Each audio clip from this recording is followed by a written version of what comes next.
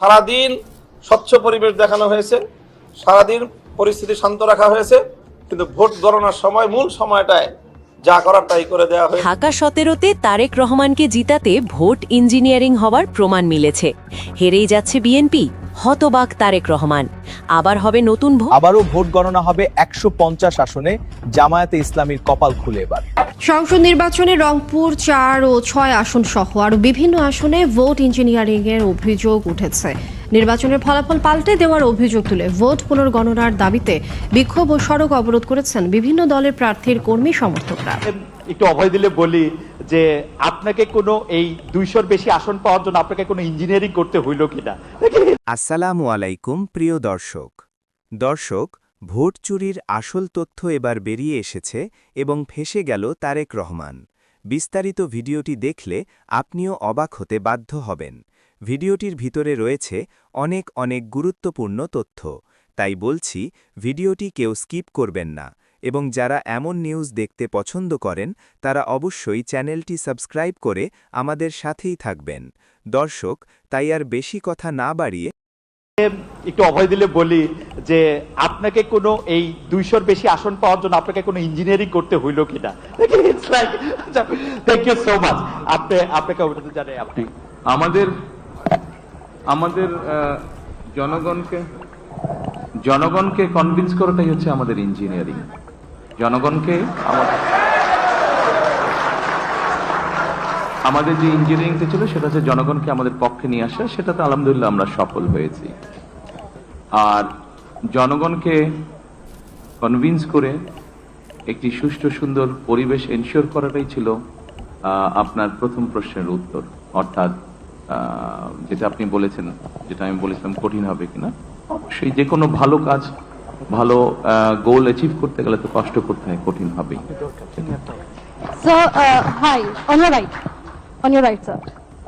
Alisha Rahman Sarkar from the Independent UK. Many congratulations to you and your party. I have two questions for you. The first being, If you could please ask one, because there are many. All right. How do you plan on balancing relations with India, Pakistan, and China? And sorry, another short question, that is, will your government continue to pursue corruption cases against Sheikh Hasina and by her extension, Tulip Siddiq? Thank you. I think we have already answered this actually. You have already answered this.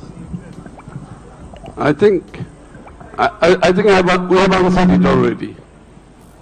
It applies, as I said, our foreign policy applies equally for all the countries. No country-centric policy. So my main question is, what are the key few challenges you're going to face after taking over as the new Prime Minister? In my statement, I have already mentioned that we have few challenges we have. We have a very serious challenges to tackle the economy of the country. Then we have challenge to ensure the law and order situation in the country. We must ensure a safety for the people, and of course, as you know that the last regime, interim regime, they have politicized. Dhaka 17 আসনে তারেক রহমানকে জিতাতে vote engineering হয়েছে এমন অভিযোগ রাজনৈতিক অঙ্গনে শোনা যাচ্ছে। তবে কোনো নির্বাচনে কারচুপি বা অনিয়মের অভিযোগের সত্যতা নির্ভর করে সুনির্দিষ্ট প্রমাণ, বাংলাদেশ নির্বাচন কমিশনের তদন্ত, আদালতের রায় এবং বিশ্বাসযোগ্য পর্যবেক্ষকদের প্রতিবেদনের ওপর। ঢাকা 17 আসনে প্রতিদ্বন্দ্বিতা করছেন বিএনপির চেয়ারপারসন ও দেশের অন্যতম আলোচিত রাজনৈতিক নেতা তারেক রহমান। কিন্তু এই ভিআইপি আসনে প্রত্যাশিত বিজয় উৎসবের আবহের বদলে শোনা যাচ্ছে অঘটনের গুঞ্জন। নির্বাচন কমিশনের তথ্য অনুযায়ী এই আসনে মোট ভোটার সংখ্যা 3,03,337 জন। সকাল থেকেই বিভিন্ন কেন্দ্রে দীর্ঘ লাইনের দৃশ্য দেখা যাচ্ছে, যা ফলাফল নিয়ে নতুন করে হিসাব নিকাশের জন্ম দিয়েছে। গুলশান মডেল হাইস্কুল কেন্দ্রের সামনে যুক্তরাষ্ট্র, যুক্তরাজ্য, অস্ট্রেলিয়া, ভারত ও পাকিস্তান সহ বিভিন্ন দেশের বিপুল সংখ্যক বিদেশি সাংবাদিক অবস্থান নিয়েছেন। আন্তর্জাতিক গণমাধ্যমের উপস্থিতি ভোট গ্রহণ প্রক্রিয়ায় বাড়তি স্বচ্ছতার ইঙ্গিত দিচ্ছে। বিশ্লেষকদের মতে, সুষ্ঠু ভোট হলে ফলাফল প্রত্যাশার বাইরে চলে যেতে পারে। এই আসনে তারেক রহমানের প্রধান প্রতিদ্বন্দ্বী জামায়াত সমর্থিত প্রার্থী ডাক্তার খালিদুজ্জামান। পর্যবেক্ষকদের একটি অংশ মনে করছেন নিজ আসনেই তিনি কঠিন চ্যালেঞ্জ চ্যালেঞ্জের মুখে পড়তে পারেন, কারণ তারেক রহমান মূলত নিজের রাজনৈতিক ব্র্যান্ড ও দলীয় প্রতীকের উপর নির্ভর করেছেন। অন্যদিকে ডাক্তার খালিদুজ্জামান সরাসরি তৃণমূল পর্যায়ে গণসংযোগ চালিয়ে ব্যক্তিগত গ্রহণযোগ্যতা তৈরি করেছেন। শুরুর দিকে তারেক রহমানকে সমর্থন জানিয়ে 8 জন প্রার্থী সরে দাঁড়ান। আপাত দৃষ্টিতে এটি শক্তি মনে হলেও বিশ্লেষকদের মতে এটি আত্মবিশ্বাসের ঘাটতিরও ইঙ্গিত হতে পারে। বিপরীতে ডাক্তার খালিদুজ্জামান মাঠ ছাড়েননি, তিনি তৃণমূল সংযোগ ও ব্যক্তিগত ইমেজের উপর ভর করে প্রচার চালিয়ে গেছেন। ঢাকা 17 আসনের জনসংখ্যাগত বৈচিত্র্য উল্লেখযোগ্য। গুলশান, বনানী ও বাড়িঘাড়ার মতো কূটনৈতিক ও অভিজাত এলাকা যেমন আছে, তেমনি করাইল বস্তি, কালাচাঁদপুর ও শাহজাদপুরের মতো মধ্যবিত্ত ও নিম্নবিত্ত অধ্যুষিত এলাকাও রয়েছে। এলিট ভোটারদের অংশগ্রহণ অনিশ্চিত হলেও সাধারণ ও মধ্যবিত্ত ভোটারদের সক্রিয় উপস্থিতি লক্ষ্য করা গেছে। অনেকের মতে ডাক্তার খালিদুজ্জামানের পরিচ্ছন্ন ভাবমূর্তি এবং চিকিৎসক হিসেবে পরিচয় 2 শ্রেণীর ভোটারদের কাছেই ইতিবাচক প্রভাব ফেলেছে। ভোটের দিনে আন্তর্জাতিক গণমাধ্যম যেমন CNN ও আল জাজিরার ক্যামেরা সরাসরি প্রচার করায় কেন্দ্র দখল বা পেশি শক্তি প্রয়োগের সুযোগ সীমিত হয়েছে বলে অনেকে মনে করছেন। একই কেন্দ্রে প্রধান উপদেষ্টা মোহাম্মদ ইউনুস ভোট দেওয়ায় নিরাপত্তা ব্যবস্থাও জোরদার রয়েছে। মাঠের জরিপের ইঙ্গিত অনুযায়ী শুধুমাত্র জনপ্রিয়তার বিচারে ডাক্তার খালিদুজ্জামান এই মুহূর্তে এগিয়ে থাকতে পারেন এমন ধারণাও শোনা যাচ্ছে।